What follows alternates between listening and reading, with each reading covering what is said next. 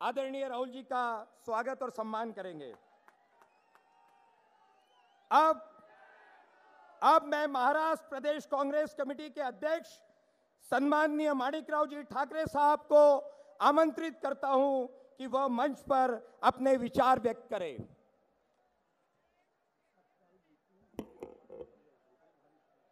अखिल भारतीय काँग्रेस कमिटीचे उपाध्यक्ष आमचे सन्माननीय नेता राहुलजी गांधी, महाराष्ट्राचे मुख्यमंत्री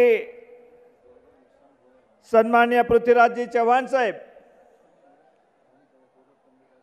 अखिल भारतीय काँग्रेस कमिटीचे महासचिव आणि महाराष्ट्राचे प्रभारी सन्माननीय मोहन प्रकाशजी,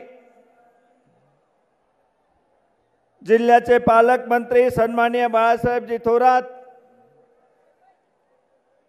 महाराष्ट्राचे माजी मुख्यमंत्री अशोकरावजी चव्हाण, महाराष्ट्राचे शिक्षण मंत्री आणि जिल्ह्याचे मंत्री सन्माननीय राजेंद्र दर्डाजी, बाला बच्चनजी, जिल्हा काँग्रेस कमिटीचे ग्रामीण आणि शहराचे सन्माननीय अध्यक्ष आणि उपस्थित माझ्या सर्व मराठवाड्यामधील बांधव भगिनी आणि माझ्या मित्रांनो, सर्वप्रथम मी अखिल भारतीय काँग्रेस कमिटीचे उपाध्यक्ष राहुलजी गांधी यांचे महाराष्ट्रामध्ये औरंगाबाद इथं निवडणुका लागल्यानंतर प्रथमच आगमन या ठिकाणी झालं। मी प्रचंड टाळ्याच्या कडकडाटाने आपल्या सर्वांच्या उपस्थितीत त्यांचे स्वागत करू इच्छित। आज खऱ्या अर्थाने संपूर्ण देशामध्ये लोकसभेच्या निवडणुकीची आचारसंहिता जाहीर झालेली आहे आणि ह्या निवडणुकीमध्ये सर्वात पहिले औरंगाबाद या ठिकाणची सभा या ठिकाणी आयोजित झालेली आहे। खऱ्या अर्थाने लोकसभेच्या संपूर्ण देशामधला निवडणुकीचा लोकसभेचा शुभारंभ या ठिकाणी राहुलजी गांधी यांच्या हस्ते या ठिकाणी होत आहेत। आम्हा सर्वांना मनापासूनचा आनंद। संपूर्ण महाराष्ट्रामध्ये मागच्या 5 वर्षाच्या काळामध्ये अत्यंत चांगल्या पद्धतीने लोकसभेच्या निवडणुका असतील, विधानसभेच्या निवडणुका असतील, जिल्हा परिषद पंचायत समिती महानगरपालिकेच्या निवडणुका असतील, काँग्रेस पक्षाने आमच्या नेत्या सोनियाजी गांधी यांच्यावर विश्वास या देशाचे काँग्रेस पक्षाचे उपाध्यक्ष राहुलजी गांधी यांच्यावर विश्वास ठेवून 5 वर्षपर्यंत काँग्रेस पक्षाचा झेंडा सतत या राज्यामध्ये फडकवत ठेवलेला आहे। आणि याचं क्रेडिट खऱ्या अर्थाने आमचं नेतृत्व जे आहे, काँग्रेस पक्षाचा जो कार्यकर्ता आहेत, तळागाळामधला कार्यकर्ता आहेत, हे मजबूतीने काँग्रेस पक्षाच्या पाठीमागे भक्कमपणे उभा आहेत। संपूर्ण महाराष्ट्रामध्ये काँग्रेस पक्षाने जी घोडदौड सुरू केलेली आहे, काँग्रेस पक्षाने सातत्याने एक विचार या राज्यामध्ये देशामध्ये दिलेला आहे। राहुलजी गांधी यांच्या नेतृत्वाखाली भविष्यामध्ये हा देश सुरक्षित राहणार आहे, म्हणून राहुलजी गांधी यांच्या पाठीमागे संपूर्ण देशामधली जनता आहेत, महाराष्ट्रातील जनता आहेत, या ठिकाणी आवर्जून सांगू इच्छित।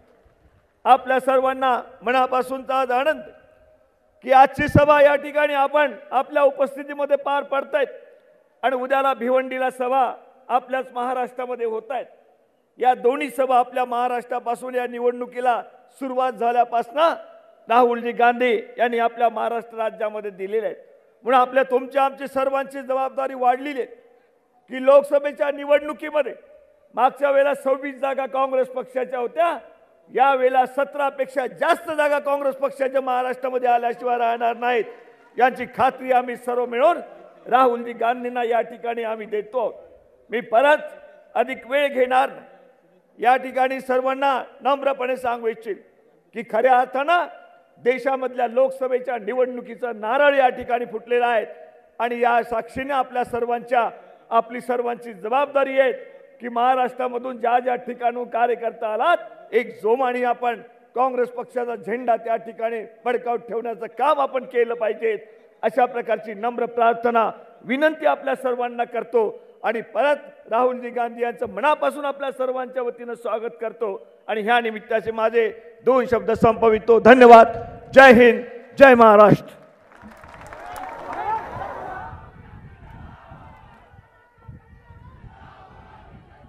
यूपीए सरकार की देन के रूप में इस औद्योगिक नगर को दिल्ली मुंबई इंडस्ट्रियल कॉरिडोर में शामिल होने का मौका मिला है, जिससे लाखों लोगों को रोजगार मिलेगा।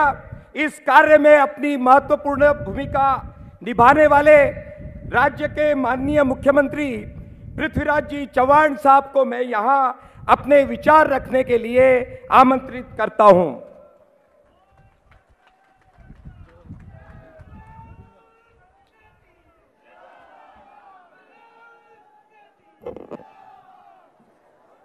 औरंगाबाद नगरीत होत असलेल्या काँग्रेस पक्षाच्या प्रचंड मेळाव्यामध्ये आपल्या सर्वांना संबोधित करण्याला या ठिकाणी आलेले काँग्रेस पक्षाचे उपाध्यक्ष खासदार राहुलजी गांधी,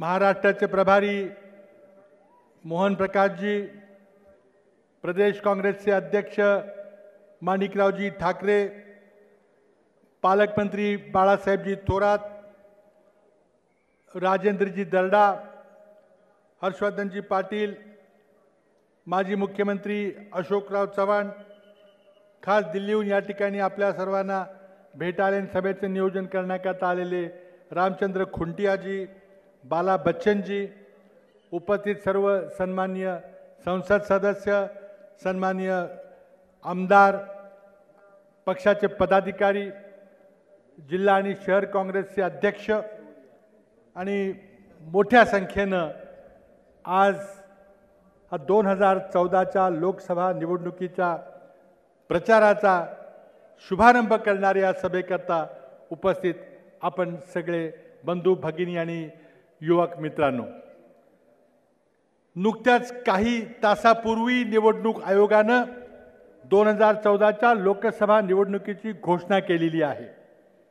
निवडणुकीच्या तारखा जाहीर झालेल्या आहेत, आचारसंहिता अंमलात आलेली आहे आणि योगायोगानं आज देशातली पहिलीच मोठी जाहीर सभा आज औरंगाबादला होते।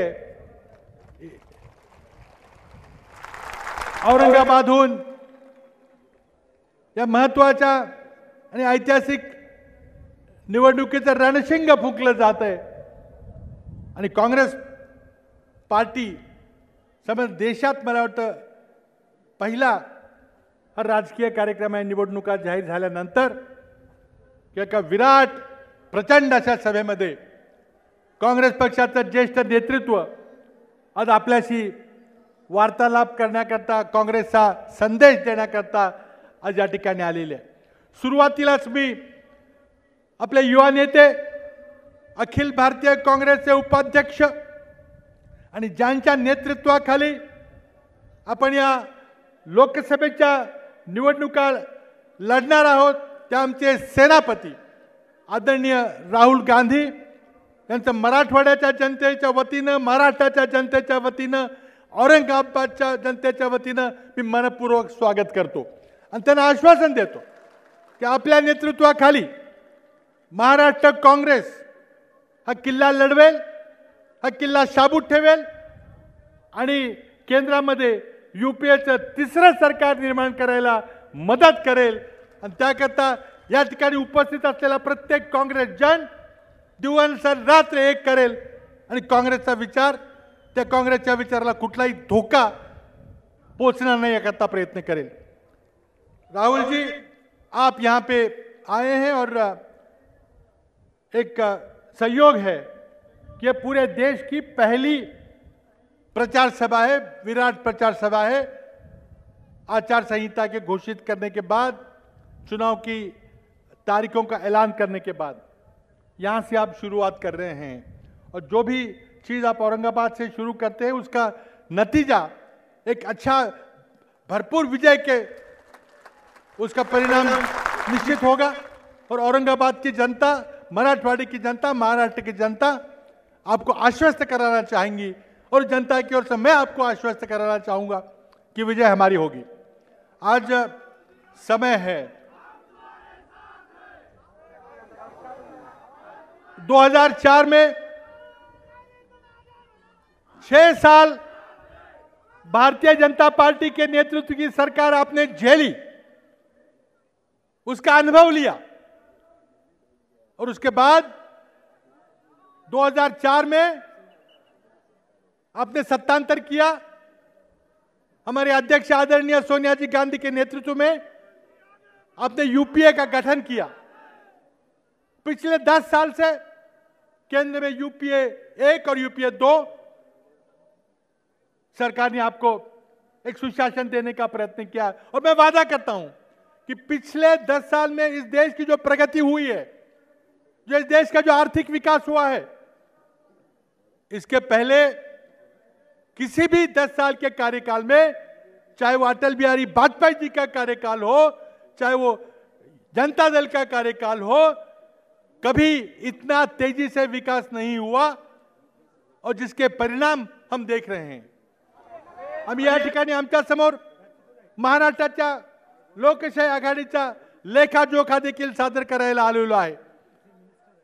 1999 साली 4.5 वर्ष तुम्ही युतीचं राज्य पाहिलं, भारतीय जनता पक्ष आणि शिवसेनेचं राज्य पाहिलं, त्या सत्तेला कंटाळला आणि तुम्ही 1999 मध्ये सत्तांतर केलं आणि लोकशाही आघाडीच्या हातात सत्ता दिली। मराठवाड्याचे सुपुत्र विलासरावजी देशमुख यांना आपण मुख्यमंत्री केलं।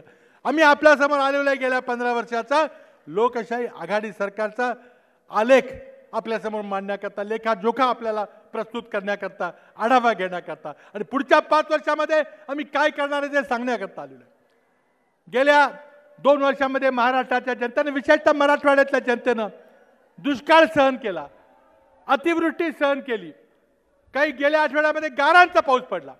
मी आपल्याला आश्वासन देतो की ज्याप्रमाणे दुष्काळामध्ये पाणी पोहोचवण्याकरता असेल, जनावरांच्या छावण्याकरता महाराष्ट्र सरकार आपल्या मागे खंबीरपणे उभं राहिलं, एकाही व्यक्तीचं स्थलांतर होऊ दिलं नाही, एकाही जनावराला अपाय होऊ दिला नाही, त्याचप्रमाणे या गारांच्या पावसाला देखील आज महाराष्ट्र सरकार खंबीरपणे आपल्या मागे उभं राहील, आपल्याला मदत करेल।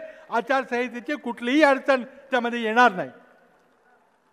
आज मला सांगायला आनंद होतो की 2 दिवसापूर्वी मी मुंबईमध्ये दिल्ली मुंबई इंडस्ट्रियल कॉरिडॉर, ज्याचा सर्वात जास्त फायदा औरंगाबादला मिळणार आहे, शेंद्रा बिडकीन औद्योगिक क्षेत्रामध्ये लाखो लोकांना रोजगार, कोट्यावधी रुपयाची गुंतवणूक आणि या सर्व विभागाचा चेहरा मोहरा बदलणारा कार्यक्रम आम्ही त्याच्यावर हस्ताक्षर 2च दिवसापूर्वी केलं। केंद्रीय मंत्री आनंद शर्माजी आले होते। जवळजवळ 3000 कोटीचे प्रकल्प मंजूर केले आहेत। औरंगाबादला 800 कोटी रुपयाची पिण्याच्या पाण्याची योजना, जायकवाडीतून पाणी आणण्याची योजना असेल, 1000 कोटीचं प्रदर्शन आणि कन्व्हेन्शन सेंटर असेल। या ठिकाणी औद्योगिक क्षेत्र 5000 हेक्टर जमीन आम्ही अधिग्रहण केलेली आहे आणि या दिल्ली मुंबई इंडस्ट्रियल कॉरिडॉर मधलं पहिली औद्योगिक महानगरी ही तुमच्या परिसरामध्ये, तुमच्या परड्यामध्ये, शेंद्रा बिडकीन भागामध्ये होणार आहे आणि त्यातून या भागाचा चेहरा बदलल्याशिवाय राहणार नाही।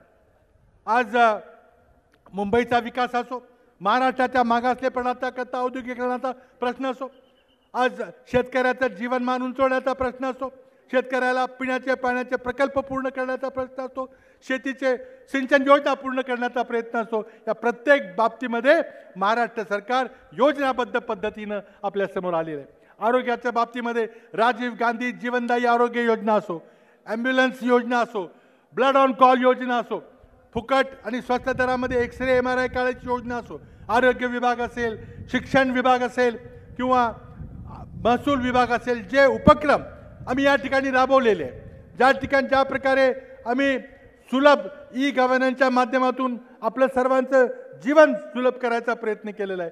ज्याप्रमाणे आम्ही प्रचंड मोठ्या प्रमाणात शिष्यवृत्त्या देण्याचा कार्यक्रम हाती घेतलेला आहे, ज्याप्रमाणे नवीन औरंगाबादला नवीन विधी महाविद्यालय देण्याचा निर्णय असेल, अनेक राज्यामध्ये ठिकठिकाणी विश्वविद्यालय इंजिनिअरिंग कॉलेजेस काढायचा प्रश्न असेल, प्रत्येक ठिकाणी मराठवाड्याचा मागासलेल्या भागाचा आर्थिक विकास करण्याकरता, मागासलेला दूर करण्याकरता महाराष्ट्राचं आघाडी सरकार हे कटिबद्ध आहे आणि तुम्ही केल्याशिवाय राहणार नाही. पण आम्हाला मात्र हे करायचं आहे, ते लोकशाही पद्धतीने करायचं आहे, ते सर्वांना एकत्र घेऊन करायचं आहे, सर्व धर्म समभाव आपल्याला पाळायचा आहे, कुणालाही आम्हाला मागं सोडायचं नाही आणि सर्वांना विश्वासात घेऊन कुणालाही न वगळता.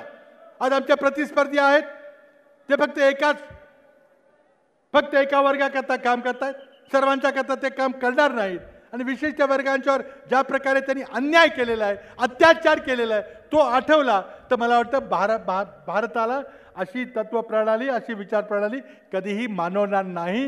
आणि म्हणून कुणीही काही वल्गना केल्या तरी शेवटी आज काँग्रेस पक्षाला लोकांनी गेल्या 15 वर्षामध्ये, गेल्या 10 वर्षामध्ये देशातल्या जनतेनं आशीर्वाद दिलेला आहे. या येणाऱ्या निवडणुकीमध्ये देखील राजूजी आपल्या नेतृत्वाखाली काँग्रेस पक्ष या ठिकाणी देशाला प्रगतीच्या मार्गावर, याच विकासाच्या मार्गावर घेऊन जाईल, सर्वांना घेऊन बरोबर घेऊन जाईल. नवीन आधुनिक तंत्रज्ञान ज्याचं स्वप्न राजीव गांधी यांनी पाहिलं होतं ते स्वप्न साकार करायचा प्रयत्न करेल आणि तुमच्या स्वप्नातला भारत, राजीव गांधी यांच्या स्वप्नातला भारत, इंदिरा गांधी यांच्या स्वप्नातला भारत, सोनियाजींनी केलेल्या नेतृत्वातला भारत आम्ही साकार करायचा प्रयत्न या ठिकाणी करू, एवढं आश्वासन आम्हाला या निमित्ताने करतो. आपण पुन्हा निवडणुकीच्या प्रचाराच्या निमित्ताने आमच्या परिसरात या.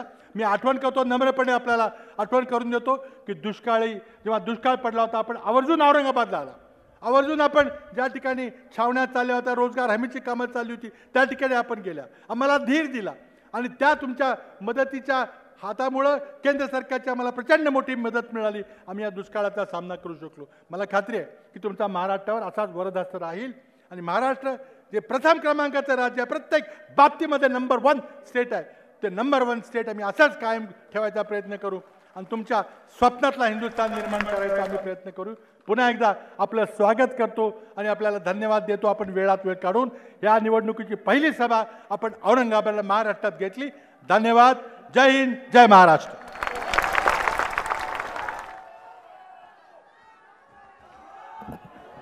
माननीय मुख्यमंत्री जी के विचारों को सुनने के बाद कांग्रेस के महासचिव और महाराष्ट्र प्रभारी सम्माननीय मोहन प्रकाश जी को आमंत्रित करता हूं, वे रैली को संबोधित करें. इस देश के भविष्य और कांग्रेस के उपाध्यक्ष और इस देश में शोषित पीड़ित बेजुबान लोगों की जुबान माननीय राहुल गांधी जी, माननीय मुख्यमंत्री पृथ्वीराज जी, प्रदेश अध्यक्ष माननीय मानिकराव ठाकरे जी, हमारे पालक मंत्री श्री थोराट साहब, राजेंद्र दड़ा जी, अशोक चौहान जी, बाला बच्चन जी, आरसी खुटिया जी और लाखों लाखों की संख्या में आए हुए यहाँ मित्रों, मुझे 2009 के पहले स्टेडियम में जो कांग्रेस की सभा हुई थी, जहां से महाराष्ट्र प्रदेश कांग्रेस ने लोकसभा चुनाव का शंखनाद किया था, आज वो याद आ रही. लेकिन आज मैं उस चुनाव से भी बड़ी सभा और लोगों का हुजूम, आज उत्साह में आज यहां देख रहा हूं. लाखों लाखों की संख्या में यहां आए हैं. मैदान में जितने लोग हैं उससे ज्यादा बाहर लोग हैं. मित्रों, आज ही चुनाव आयोग ने घोषणा की है, रणभेरी बच चुकी है. कांग्रेस जनों जो नकली बनकर, ढपोर संघ बनकर देश में घूम रहे हैं, जिनकी विरासत इस देश की आजादी की लड़ाई की विरोध करने की रही है, वो लोग आज देश भर में बहुरूपिया बन के घूम रहे हैं. कोई टोपी लगा के घूम रहा है, कोई भाई जी घूम रहा है, कहीं कोई अम्मा बन के घूम रहा है। सूत न कपास, सूत न कपास, और हवा में लट्ठम लट्ठा।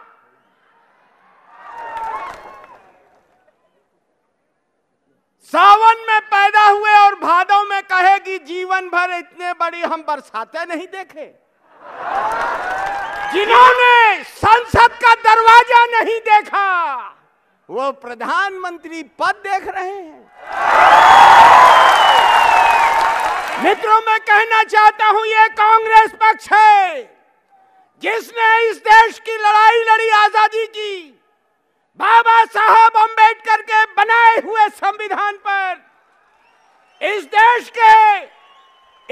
के दलितों को, अल्पसंख्यकों को, पिछड़ों को, गरीबों को और आम शहरी को अधिकार देने का काम किया।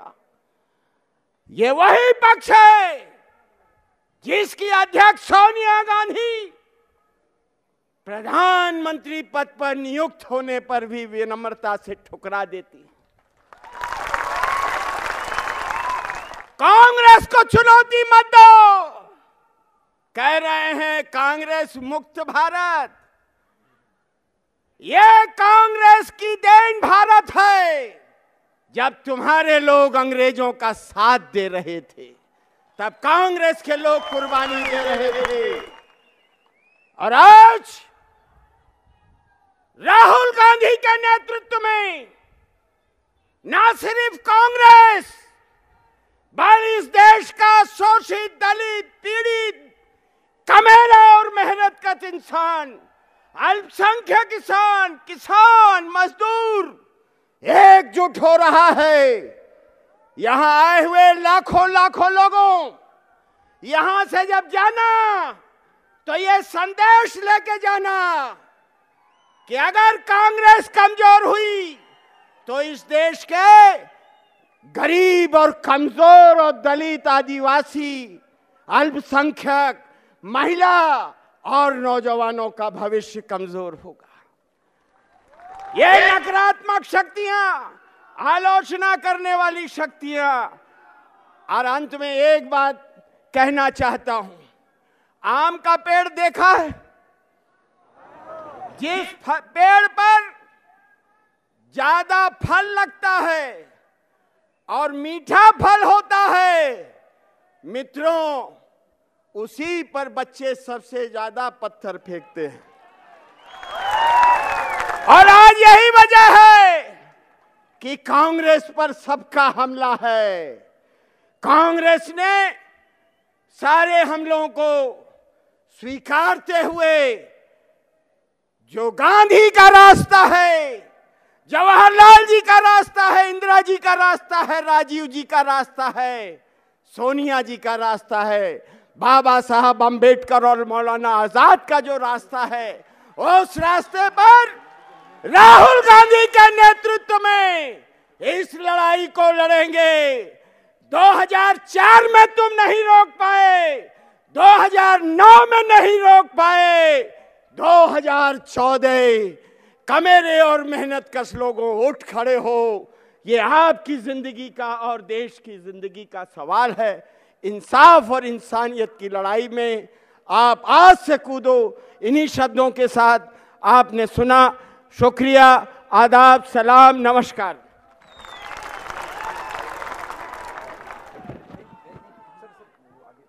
आता आपल्या पुढे आपल्या सर्वांचे नेते, देशाचे नेते आदरणीय राहुल जी मार्गदर्शन करणार आहेत। आप सबको संबोधित करने वाले आपके नेता, कांग्रेस के नेता राहुल जी। उसके पहले आपने घोषणा देनी है, राहुल गांधी, राहुल गांधी, भारतीय राष्ट्रीय काँग्रेसचा।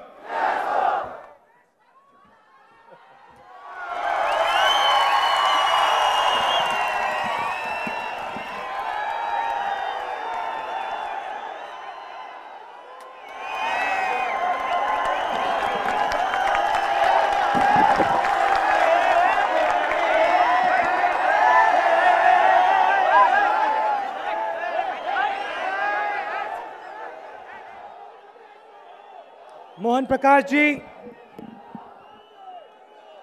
पृथ्वीराज चौहान जी, मानिकराव ठाकरे जी, बाला बच्चन जी, बाला साहेब थोराट जी, राजेंद्र डाडा जी, अशोक राव चौहान जी, कांग्रेस पार्टी के हमारे सब कार्यकर्ता, भाइयों और बहनों, प्रेस के हमारे मित्रों, आप सबका यहां बहुत बहुत स्वागत। छत्रपति शिवाजी महाराज, छत्रपति साहू जी महाराज, ज्योतिबाई फुले और अंबेडकर जी की धरती पे आपने मेरा प्यार से स्वागत किया, दिल से स्वागत किया, इसके लिए मैं बहुत आभारी हूं।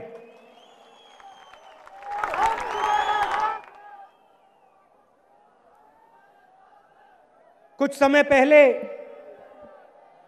मैं यहां सूखे में आया था और गांव में गया और जो आपकी मुश्किलें थी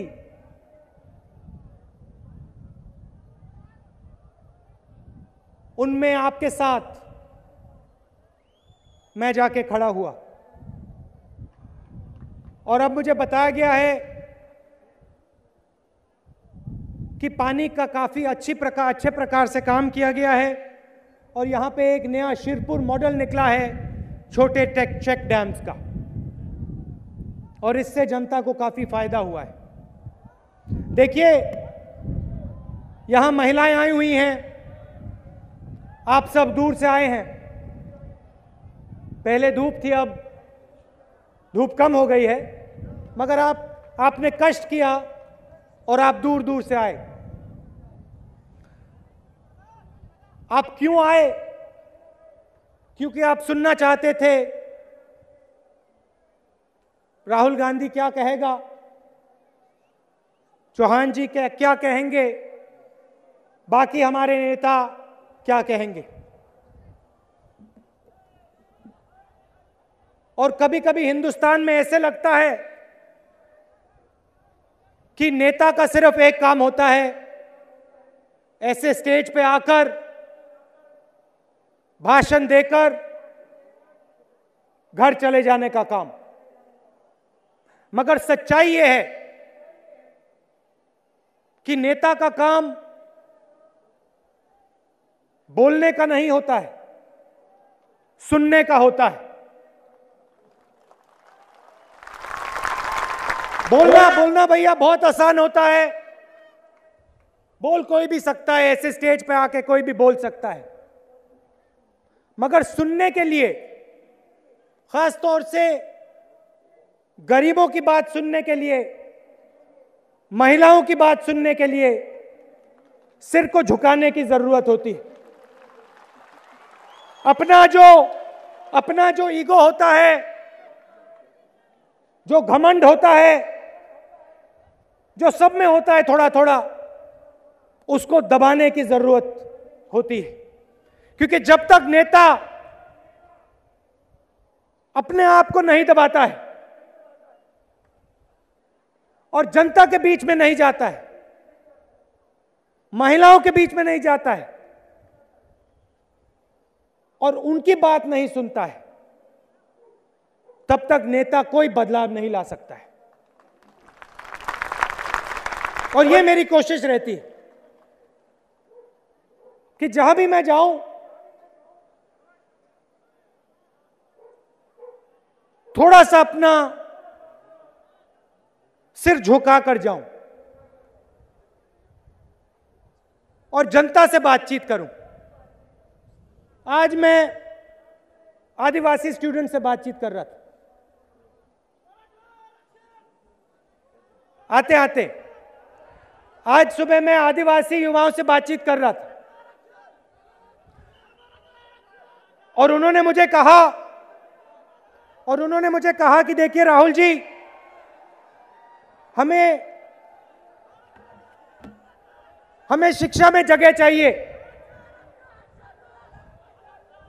हमें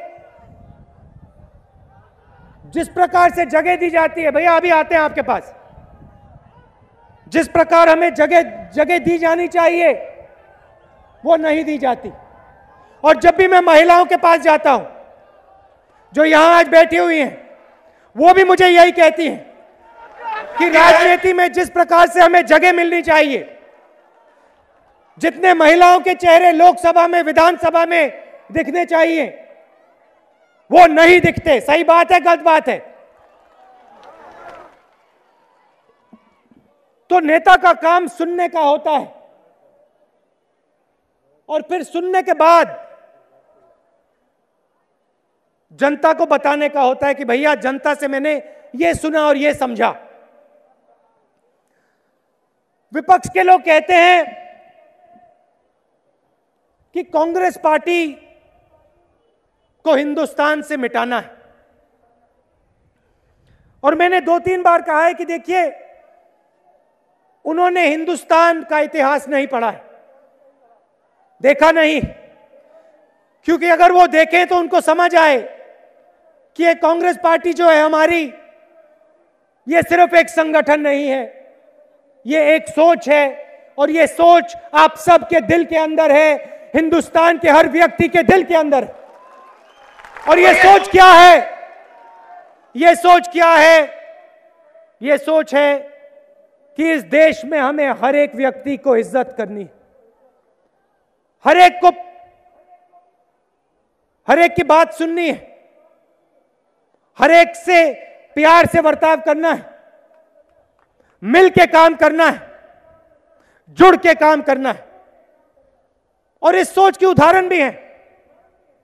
3000 पहले बुद्धा ने यह बात कही। वहां पगड़ी पहने हमारे सिख दोस्त बैठे। हाँ, आपने जो हाथ उठाया, गुरु नानक जी ने, गुरु नानक जी ने यही बात कही थी। सही बात है नहीं? कि सबको लेकर प्यार करके काम करो, हिंसा की कोई जरूरत नहीं। कुरान शरीफ में यह लिखा है, गीता में यह लिखा है, गांधी जी ने यह कहा। मगर ये जो नेता हैं बीजेपी के, जो अपने आप को हिंदू कहते हैं, इन्होंने गीता को खोल के कभी पढ़ा नहीं। क्योंकि अगर ये इसको खोलते तो उन्हें दिखाई देता कि कांग्रेस पार्टी एक संगठन नहीं है, एक सोच है, और वो सोच हिंदुस्तान के दिल और दिमाग के अंदर हजारों साल से बैठी हुई, और उस सोच को कोई नहीं हिला सकता। और जिसने उस सोच को मिटाने की कोशिश की, उनको हिंदुस्तान ने उठा के भगा दिया। अंग्रेज आए, अंग्रेज चले गए, किसने हराया? कांग्रेस पार्टी ने नहीं हराया, कांग्रेस पार्टी की सोच ने हराया, आपकी सोच ने हराया, और प्यार से हमने उनको वापस भेजा। और जिस प्रकार से कांग्रेस पार्टी ने प्यार से, गुस्से से नहीं, क्रोध से नहीं, प्यार से अंग्रेजों को वापस भेजा, उसी प्रकार से कांग्रेस पार्टी बीजेपी को प्यार से वापस भेजेगी।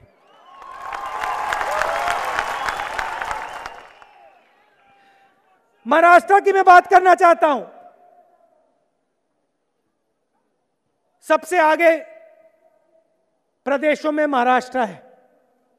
हिंदुस्तान की जीडीपी की बात होती है, बड़े बड़े भाषण होते हैं, 17% आप देते हो। 17% हिंदुस्तान को आप जीडीपी देते हो। सबसे ज्यादा एफडीआई महाराष्ट्र में आया, सबसे ज्यादा इंडस्ट्री महाराष्ट्र में आती है। मगर आपके लोग काम करते हैं, लगे रहते हैं, और आपके नेता मार्केटिंग नहीं करते हैं, काम करते हैं। थोड़ा मैं आपको युवाओं के लिए रोजगार के बारे में बताना चाहता हूं। पिछले 10 सालों में कांग्रेस पार्टी ने 14 करोड़ लोगों को गरीबी रेखा से उठाया। पहले इतना बड़ा काम नहीं किया गया। कैसे उठाया? मनरेगा, भोजन का अधिकार, कर्जा माफी, किसानों को सही दाम देकर उठाया। और आज हमने हिंदुस्तान में एक नया वर्ग तैयार किया है जो गरीबी रेखा से ऊपर है और जो मिडिल क्लास से नीचे है। आने वाले 5-10 सालों में हम इन लोगों को मिडिल क्लास में, मध्यम वर्ग में डाल के दिखाएंगे। ये कौन लोग हैं? ये वो लोग हैं जो हिंदुस्तान को चलाते हैं, जो टैक्सी को चलाते हैं, बढ़ई, मजदूर, ये लोग जो इस देश की रीढ़ की हड्डी हैं। हमारा फोकस उन पे होगा। और किस प्रकार से करेंगे? पिछले 10 सालों में हमने दिल्ली मुंबई, मुंबई चेन्नई और दिल्ली कलकत्ता इंडस्ट्रियल कॉरिडोर और फ्रेट कॉरिडोर पे काम शुरू किया है। 2 दिन पहले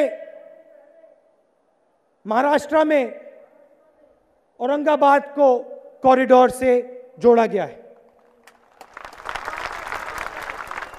5000 हेक्टेयर जमीन आपने दी है, प्यार से दी है, और पानी और बिजली का काम उस कॉरिडोर के लिए किया जा रहा है। कॉरिडोर से आपको क्या फायदा होगा? उन 70 करोड़ लोगों को क्या फायदा होगा? मैं आपको सीधा बता देता हूं। आने वाले समय में कॉरिडोर से 13 लाख लोगों को रोजगार मिलेगा। यहां पर युवाओं को रोजगार मिलेगा। और सिर्फ महाराष्ट्र में नहीं, पूरे हिंदुस्तान में जहां भी ये कॉरिडोर जाएगा, मैन्युफैक्चरिंग की क्रांति आएगी। और आज मैं युवाओं से कह रहा था कि आजकल मैन्युफैक्चरिंग चीन में होता है, ज्यादा से ज्यादा मैन्युफैक्चरिंग चीन में होता है। आने वाले समय में हिंदुस्तान में होगा और लाखों युवाओं को रोजगार मिलेगा। सबसे बड़ा, हिंदुस्तान में सबसे बड़ा इंफ्रास्ट्रक्चर का प्रोजेक्ट है दिल्ली मुंबई, मुंबई चेन्नई और दिल्ली बेंगलोर कॉरिडोर, और इससे युवाओं को बहुत लाभ मिलेगा। महिलाओं की थोड़ी बात करना चाहता हूं। आप हिंदुस्तान की रीढ़ की हड्डी हो। आपके बिना ना घर चलता है, ना राजनीतिक दल चलता है और ना देश चलता है। मगर जितनी जगह आपको मिलनी चाहिए राजनीति में, सांसद में, विधानसभा में, आपको नहीं मिलता, और यह बदलना है। महिला आरक्षण बिल हमने पार्लियामेंट में रखा और विपक्ष के लोगों ने रोका। हम इस बिल को पास करके दिखाएंगे और लोकसभा में और विधानसभा में 33% महिलाओं को हम डाल के दिखाएंगे और आप में से महिलाओं को डाल के निकालेंगे। लोग कहते हैं हिंदुस्तान को सुपर पावर बनाना है, बड़े भाषण होते हैं, भैया हिंदुस्तान को सुपर पावर बनाना है। देखिए, हिंदुस्तान में 50% महिलाएं हैं और जब तक इनको शक्ति नहीं दी जाएगी तो हिंदुस्तान आधा सुपर पावर बनेगा, पूरा सुपर पावर नहीं बन सकता है। तो आपको हम जगह देंगे। बैंक से जोड़ने का काम हमने किया है। समूह के माध्यम से करोड़ों महिलाओं को हमने बैंक से जोड़ा है और आपके घर में हमने पैसा डाला है। और यह काम हम और गहराई से करेंगे कि हमारी महिलाओं को शक्ति मिले। थोड़ा मैं विपक्ष के बारे में बोलना चाहता हूं। विपक्ष के लोग कहते हैं भाई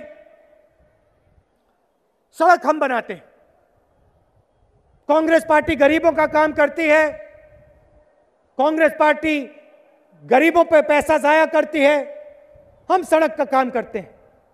तो मैंने मिनिस्ट्री से आंकड़ा निकलवाया।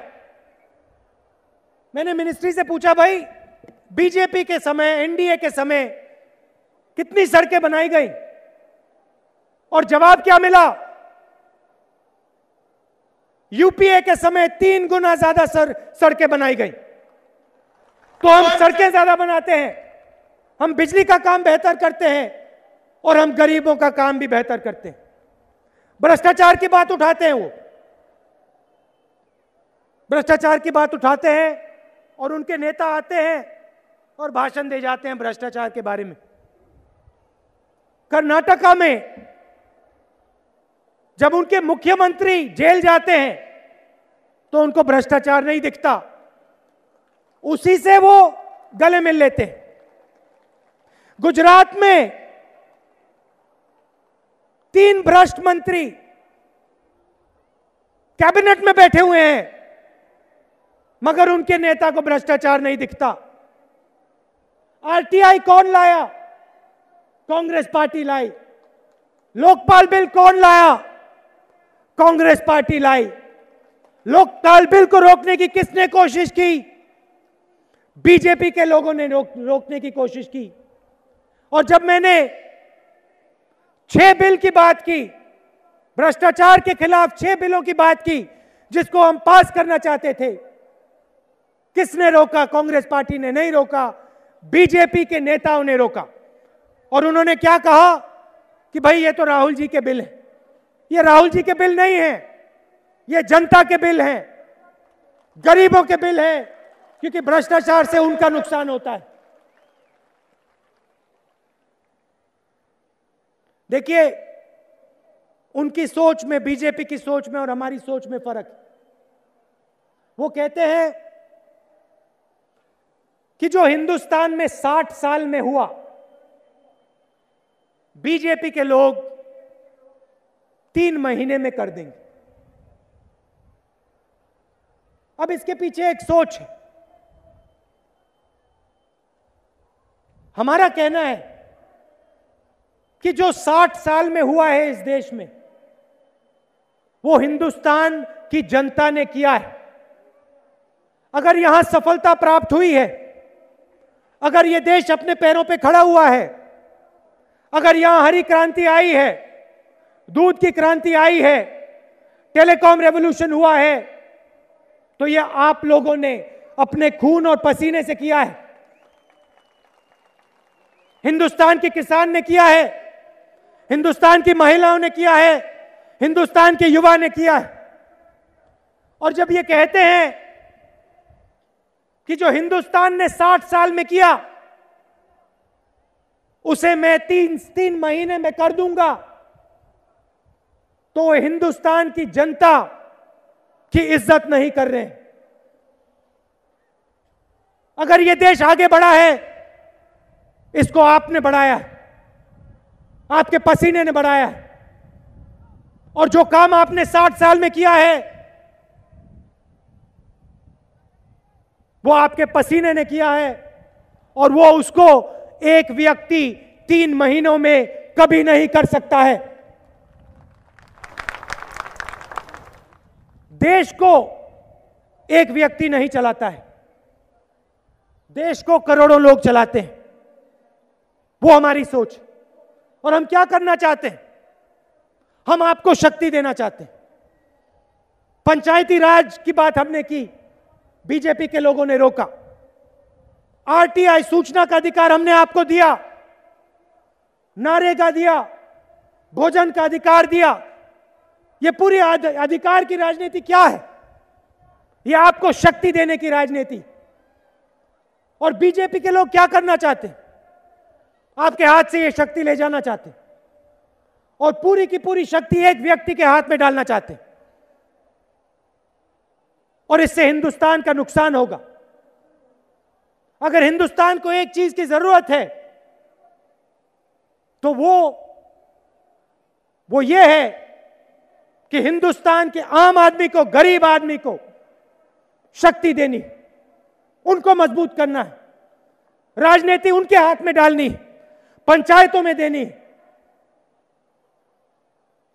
तो हम कह रहे हैं कि सिस्टम को खोलो, जनता को शक्ति दो, और ये कह रहे हैं कि भैया सिस्टम को बंद करो, जनता से कुछ पूछो मत, पूरा का पूरा सिस्टम एक व्यक्ति के हाथ में दो और जो वो करना चाहता है वो करेगा। नहीं, शक्ति आपके हाथ में होनी चाहिए, शक्ति महिलाओं के हाथ में होनी चाहिए, शक्ति युवाओं के हाथ में होनी चाहिए, प्रधानों के हाथ में होनी चाहिए, एमएलए एमपी के हाथ में होनी चाहिए, सबके हाथ में होनी चाहिए, तब ये देश आगे जाएगा। और यही काम हम करना चाहते हैं। और इस काम में भैया सुन लो, कोई नहीं रोक सकता हमें। आरटीआई जैसे कानून, मनरेगा जैसे कानून, भोजन के अधिकार जैसे कानून, इंडस्ट्रियल कॉरिडोर जैसे काम हम करके दिखाएंगे, आपके लिए करेंगे। और जितनी भी शक्ति हम आपको दे सकते हैं हम आपको दे के दिखाएंगे। आप दूर दूर से आए, इसके लिए आप सबको बहुत बहुत धन्यवाद। जय हिंद।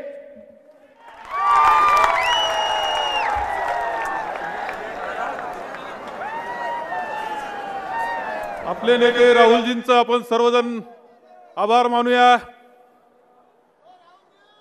ते आपल्यामध्ये आले, आपल्या सर्वांना मार्गदर्शन केलं। आदरणीय मोहन प्रकाश जी, आदरणीय मुख्यमंत्री पृथ्वीराज चव्हाण साहेब, आदरणीय माणिकरावजी ठाकरे साहेब, अशोकरावजी चव्हाण, माजी मुख्यमंत्री आपले नेते बाला बच्चन जी, माननीय बाला बच्चन जी, माननीय खुंटिया जी, या सर्वांचे आभार।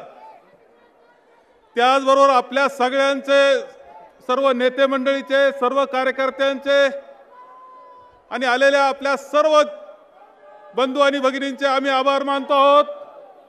आपल्या सगळ्यांचे आभार। आता आपण निवडणूक जिंकायची आहे। महाराष्ट्राला दाखवून द्यायचं आहे की आपण सर्वजण आदरणीय राहुलजींच्या पाठीशी आहोत, आदरणीय सूर्यजींच्या पाठीशी आहोत, आपण काँग्रेसच्या समवेत आहोत हे दाखवून द्यायचं आहे। आपल्याला निवडणुकीचा निकाल लागेपर्यंत विश्रांती नाही। आपण सर्वांनी खूप काम हे काँग्रेस करता करायचंय। मी पुन्हा एकदा आपल्या सर्वांचे आभार मानतो, आदरणीय राहुलजींचे आभार मानतो। एक हुंकार लगाइए जोर से, राहुल गांधी। अरे ये दिल्ली नहीं पहुंचा, राहुल गांधी, कांग्रेस पार्टी।